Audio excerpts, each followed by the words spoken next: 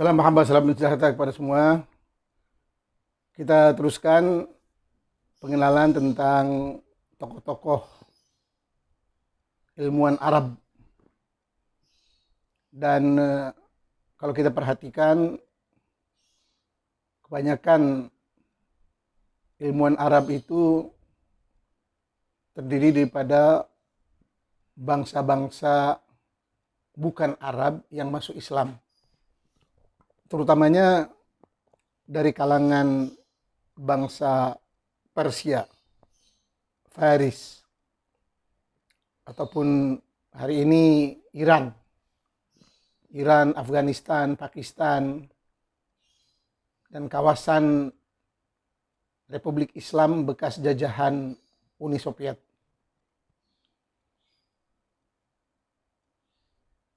Mereka kebanyakannya bangkit di era Abbasiyah atau sekitar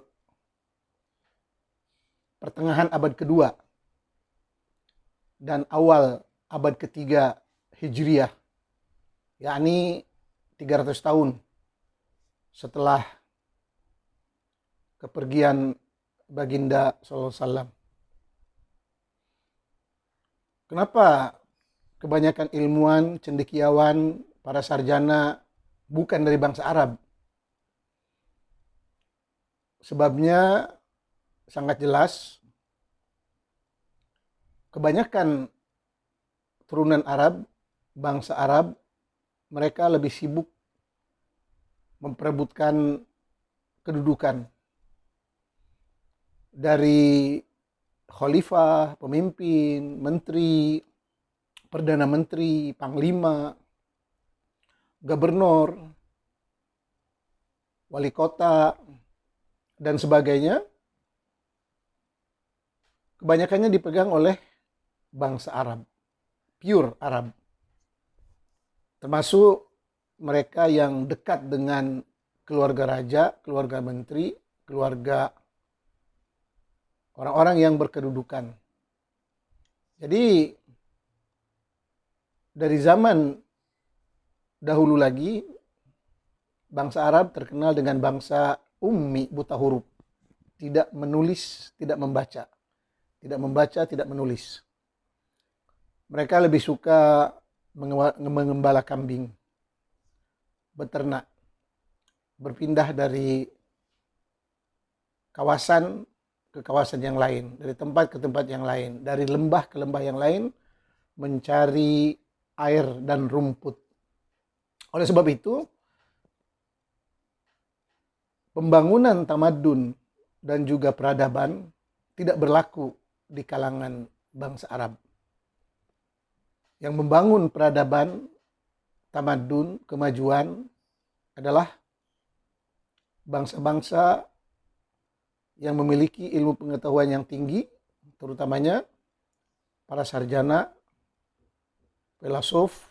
filosofi, pemikir, penulis, pengarang, dan itu dikuasai oleh orang-orang bukan Arab yang masuk Islam. Jadi Islam itu hanya menampung para sarjana dari berbagai etnik dan keturunan. Parsi, Turki, India, Yunani, dan lain-lain. Hari ini kita coba berkenalan dengan Al-Imam Al-Bukhari yang memiliki banyak karangan. Sahih Al-Bukhari diantaranya yang paling terkenal sekali. Dan Imam Bukhari ini seperti yang termaktub dalam sejarah, lahir setelah 200 tahun Hijri. Bayangkan, 200 tahun Hijri. Di abad kedua. Jadi jarak antara Imam Bukhari dengan Nabi Muhammad itu sekitar 200 tahun.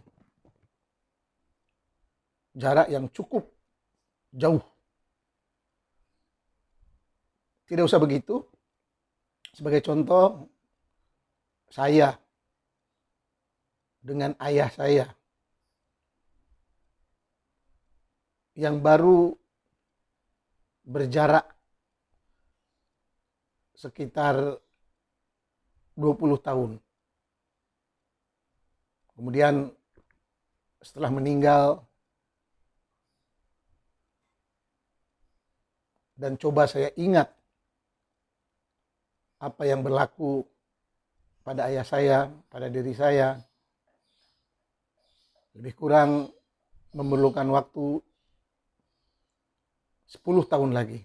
Jadi katalah dalam usia 30 tahun saya coba berpikir untuk menulis kembali riwayat, cerita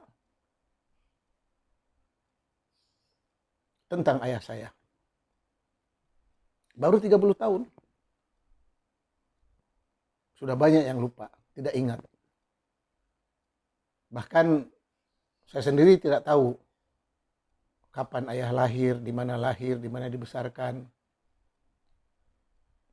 Dan tahu beberapa info dan maklumat tentang ayah saya melalui ibu, kakak, paman, uwa, dan orang-orang yang telah mengenal ayah. Dan itu masih tidak cukup untuk bisa menggambarkan siapa ayah saya yang sebenar. Nah, begitulah para perawi hadis. Di antara perawi yang sangat terkenal itu Al-Imam Al-Bukhari. Dan apabila diselidiki siapa Imam Al-Bukhari, seperti yang telah ditulis, diteliti dalam beberapa buku, antaranya yang paling mutakhir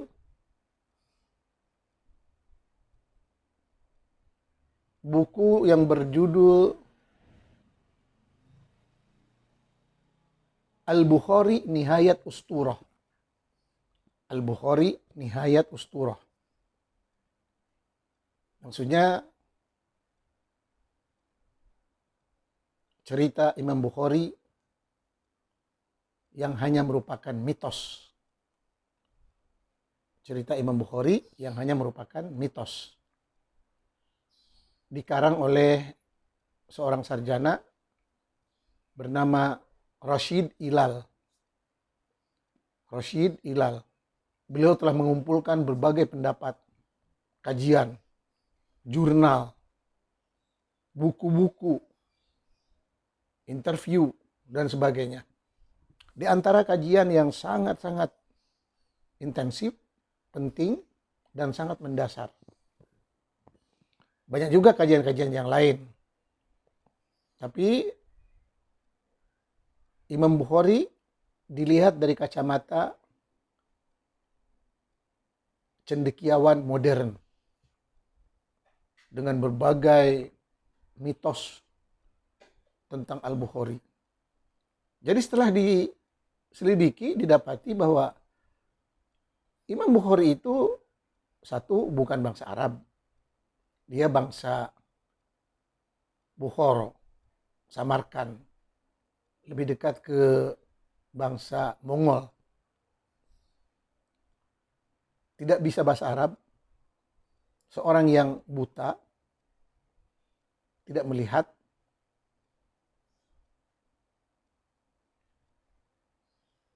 Jadi banyak pertanyaan bagaimana mendapatkan hadis, bagaimana menulis hadis, bagaimana mengumpulkan hadis. Sedangkan keadaannya Al-Bukhari seorang yang bukan Arab, tidak mengerti bahasa Arab, tidak berbicara dalam bahasa Arab, seorang yang buta, berarti ilmunya adalah hasil dari bantuan orang lain. Orang lain yang membacakan. Makanya yang membacakan itulah yang seharusnya lebih pinter dari Al-Bukhari. Itu temuan. Sudah lagi jarak yang begitu jauh dari Bukhara ke Madinah, ke Irak, sekitar berapa ribu kilometer jauhnya. Tidak ada kendaraan, tidak ada alat komunikasi. Waktu itu belum ada telepon, belum ada internet, SMS. Semuanya serba manual. Mencari satu hadis kadang jalan kaki, naik kuda, perjalanan yang sangat meletihkan. Berbeda dengan hari ini. Kita bisa buka Google, cari satu hadis, sebagai contoh, innamal a'malu binniyat, tekan, dan kita cari takhrij hadis. Cara menapis, mengayak hadis ini. Akan keluar info. Siapa perawinya, bagaimana matan ataupun teks asalnya, buku-buku hadis yang lain yang ada mencatat buku, yang ada mencatat hadis ini, semuanya keluar. Sedangkan dulu buku tidak ada, hanya mengandalkan memori, ingatan, dan pandangan orang lain, cerita orang lain. Sedangkan cerita, dongeng selalu berubah-ubah dari individu ke individu yang lainnya. Ditambah lagi dia seorang asing, tidak pandai bahasa Arab, buta, dengan jarak waktu 200 tahun. Dari mana beliau mendapatkan data-data, ucapan-ucapan Nabi yang meliputi berbagai aktivitas harian, kebiasaan Nabi. Kebiasaan Nabi tidur, kebiasaan Nabi jalan, kebiasaan Nabi makan, dan sebagainya, dan sebagainya. Sedangkan dalam Al-Quran, yang merupakan dokumen lebih awal yang mencatat tentang kehidupan Nabi Muhammad SAW, tidak ada perinciannya sama sekali. Tidak ada. Kapan Nabi lahir, di mana lahir, siapa ibunya, siapa ayahnya, tidak ada. Bahkan nama Muhammad aja hanya disebut 3 kali dalam Quran yang begitu tebal, yang merupakan dokumen asal. Dan Muhammad yang digambarkan dalam Al-Quran sangat berbeda dengan Muhammad yang digambarkan dalam hadis, dalam Sahih Bukhari. Dan berbeda dengan Muhammad yang digambarkan dalam buku sejarah. Dan berbeda juga seorang Muhammad yang ada dalam cerita-cerita dongeng, sirah.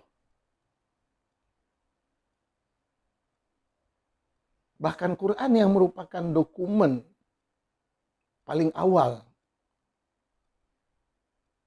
yang wajib dipercayai dan merupakan rukun Islam berkaitan dengan akidah pun tidak memperincikan tentang kehidupan Nabi Muhammad, tentang kepribadian Nabi Muhammad. Bahkan dalam Ad-Duha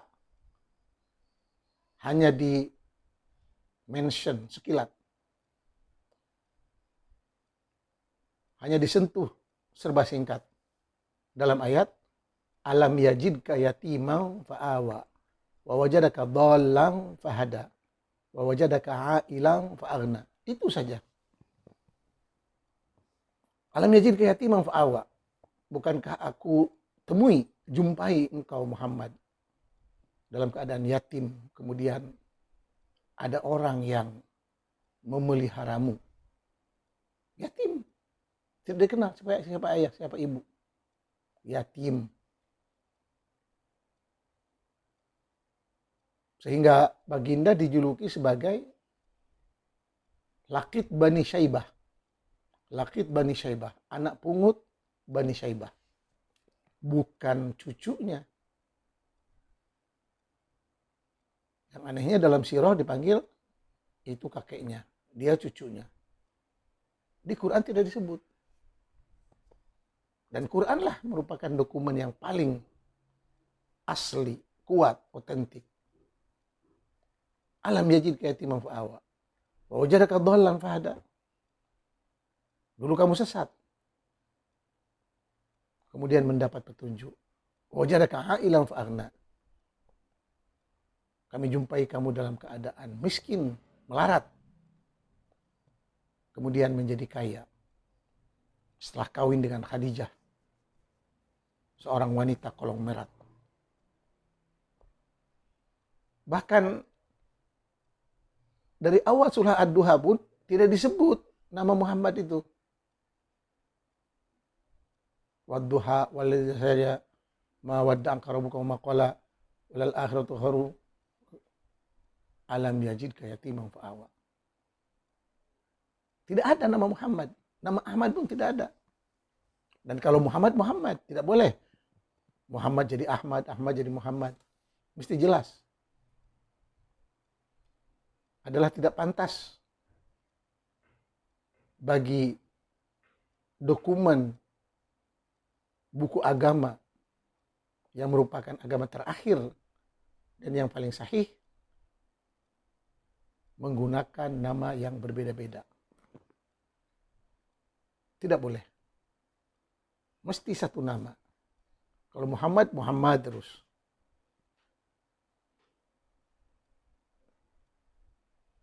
Yang disebut Muhammad hanya 3 kali.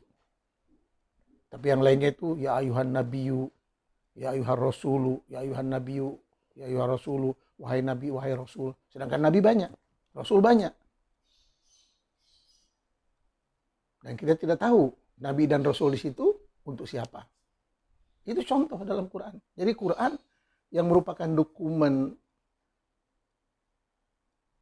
paling muktabar, paling muktamad, tidak memperincikan cerita tentang Nabi. Kemudian hadis, itu keadaannya. Imam Bukhari yang merupakan orang terawal ataupun ilmuwan terawal yang menceritakan tentang segala tingkah laku Nabi, dia lahir setelah 200 tahun. Dan dia seorang bukan Arab, buta. Dari mana beliau tahu cerita, hadis, dongeng, sejarah yang macam-macam tentang Nabi. Sedangkan waktu itu tidak seperti sekarang. Ada HP, internet, Google, medsos. Dulu tidak ada. Buku pun tidak ada. Yang ada hanya dongeng cerita dari mulut ke mulut. Dan dongeng dari mulut ke mulut selalu berubah-ubah. Maksud, tujuan, dan gambarannya. Jadi, atas sebab-sebab ini, banyak ilmuwan, tokoh, sarjana, cendekiawan menolak hadis, tidak menerima hadis.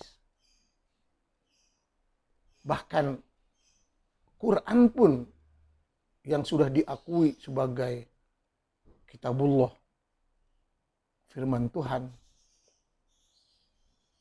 kalau tidak sesuai dengan logika, dengan akal pikiran yang waras,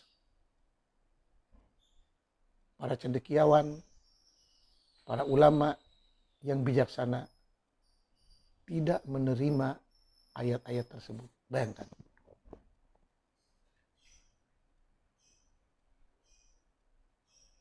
Dan hari ini Quran pun coba direvisi lagi, diedit lagi, dipastikan lagi.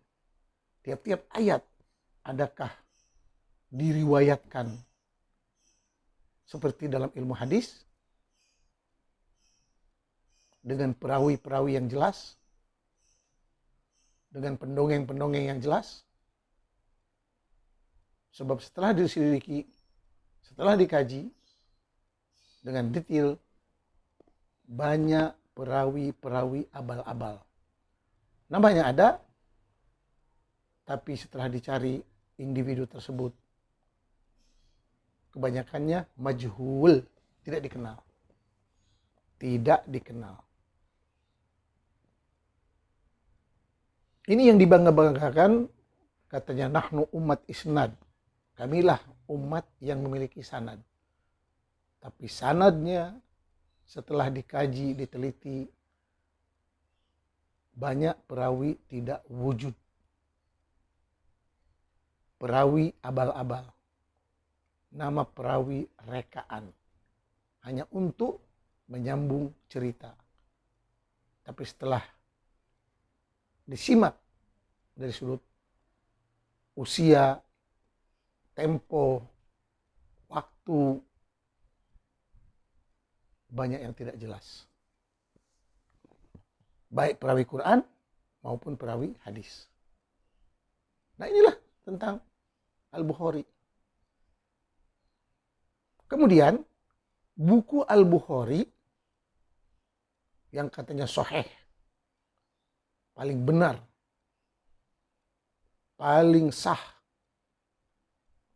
disepakati oleh para ulama, muttafaqun alaihi. Muncul kemudian bahwa muttafaqun alaihi, yang katanya hadis ini telah disepakati, dipersetujui oleh para ulama, ternyata kenyataan itu bohong. Tidak betul. Sebab setelah diselidiki, mana ulama-ulama yang membincangkan hadis tertentu dan semuanya sepakat, bersetuju kalau hadis itu sahih atau dhaif. Tidak pernah berlaku. Sehingga ada ungkapan Imam Ahmad yang mengatakan, man idda'al ijma' faqad kadzib. Siapa yang mengatakan bahwa telah berlaku ijma', kesepakatan, legitimasi, pengakuan dari kumpulan ulama, tidak pernah wujud. Sebab kalau mau mengatasnamakan para ulama, mesti ada catatannya. Dari mana, jumlahnya berapa, mewakili siapa. Sebab ulama waktu itu juga banyak. Jadi kebanyakannya hanya istilah abal-abal, istilah untuk meluluskan berita-berita yang tidak jelas. Bahkan ada juga nama-nama perawi yang tidak jelas asal-usulnya, tidak dapat dikenal, ataupun dipanggil majhul al-qail.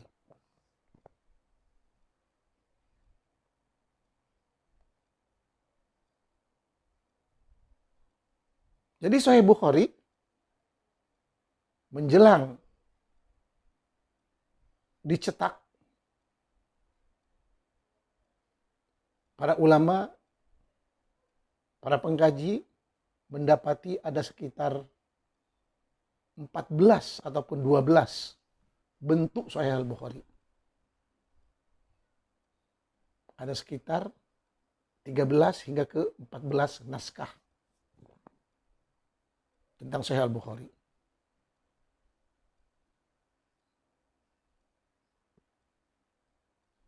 Yang mana manuskrip Sahih Bukhari baru ditulis katanya setelah 200 tahun dari kematian Imam Bukhari. Jadi Imam Bukhari sendiri tidak menulis manuskrip itu. Tidak menulis buku itu. Alasannya tadi, beliau bukan orang Arab, tidak pandai bahasa Arab, dan beliau seorang yang buta. Untuk mendapatkan ilmu, seorang yang buta mesti dibantu oleh pembaca. Ada yang membacakan. Dan yang membacakan itulah seharusnya lebih pintar dari yang minta tolong.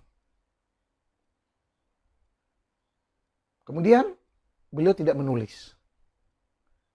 Tiba-tiba ada Sahih Bukhari sekitar 12 hingga 13 naskah berbeda. Baru diedit lagi dan dijadikan Sahih Bukhari seperti yang ada sekarang.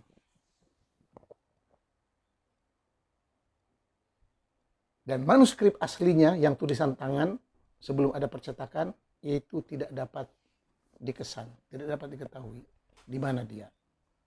Bahkan banyak buku-buku Islam tidak dikenal pengarangnya, tidak dikenal mana manuskripnya, tulisan asal. Tiba-tiba aja keluar buku fikih, buku tauhid, buku akidah, buku ini, buku ini. Jadi banyak pandangan tentang Sahih Bukhari. Di antaranya, nama Bukhari itu hanya dijadikan tumbal. Tidak ada kewujudannya.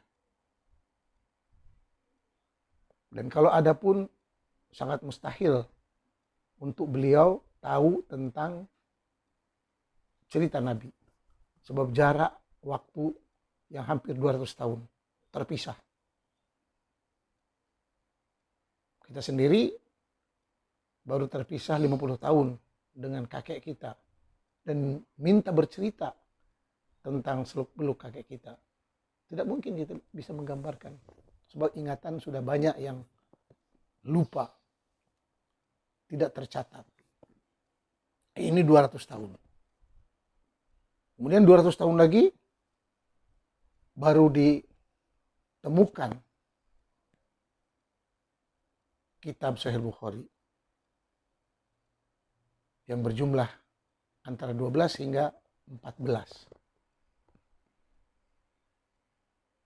Sehingga ada pandangan kalau Sahih Bukhari itu hanya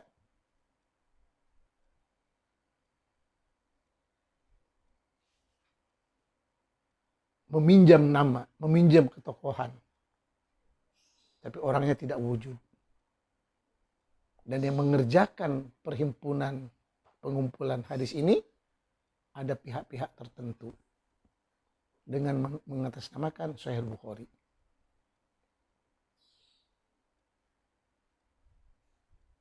Jadi sekali lagi, jarak masa, jarak waktu 200 tahun dari Nabi, dari awal kemunculan Nabi, kemudian lahir Al-Bukhari setelah 200 tahun, dan baru mau mencatat perbuatan dan kelakuan Nabi yang berjarak 200 tahun. Bagaimana dia bisa ingat? Kemudian buku Bukhari baru mau dicetak setelah 200 tahun kemudian. Jadi ada waktu, ruang 400 tahun untuk mengenal siapa, apa sebenarnya Sahih Al-Bukhari. Sangat rumit. Tidak semudah yang kita ucapkan. Hari ini kita dengan mudah. Fi Sahih Al-Bukhari. Apa-apa dari Sahih Bukhari. Qala Al-Bukhari. Qala Al-Bukhari. Setelah diselidiki, orangnya banyak kekurangan dan mustahil bisa menghimpunkan hadis sebanyak itu. Mustahil. Dengan buta, tidak ada kemudahan, tidak ada buku, tidak ada percetakan, dan dipastikan manuskripnya ataupun draft asal Sahih Bukhari tidak wujud. Bahkan ada yang menganggap kalau Sahih Bukhari itu ataupun Imam Bukhari hanya merupakan tokoh fiktif, tokoh tumbal, tokoh mitos. Ini kajian Sahih Bukhari.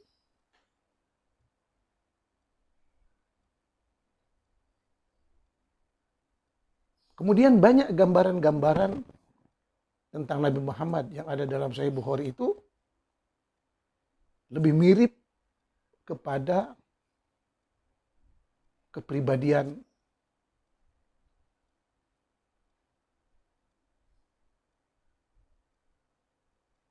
Nabi agama Zarathustra. Sebab yang menulis bangsa Parsi ataupun dari kawasan Bukhara yang mempunyai gambaran tentang Zarathustra dan direka-rekanya dalam bentuk hadis, dalam bentuk cerita. Kalau Rasulullah bercakap begini, berbuat begini, begini.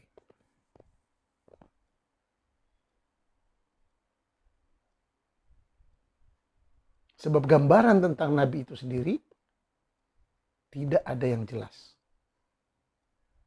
Bahkan banyak para pengkaji mengatakan semua nama-nama Nabi yang ada dalam Al-Quran, sekitar 25, semua mereka itu sebenarnya tidak wujud. Hanya mitos, hanya dongeng belaka. Dan tidak dapat dibuktikan kewujudannya. Baik arkeologi ataupun peninggalan-peninggalan sejarah yang lainnya. Bekas-bekas pakaian, baju, makanan, dan lain-lain. Yang heboh hari ini, katanya ada rambut Nabi, jenggot Nabi, sorban Nabi. Nyata itu semua pembohongan. Tidak wujud. Begitulah mengenal kepribadian Imam Al-Bukhari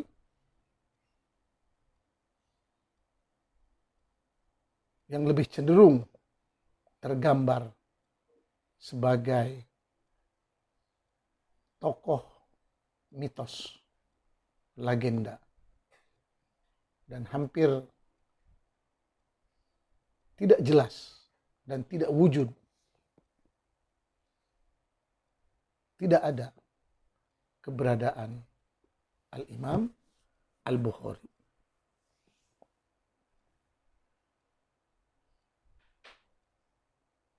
Bisa dirujuk info tentang Al-Bukhari dari kajian Sahih Al-Bukhari Nihayat Usturah karya Rashid Ilal dan bahan-bahan yang lain yang ada di Google. Sekian, wassalam.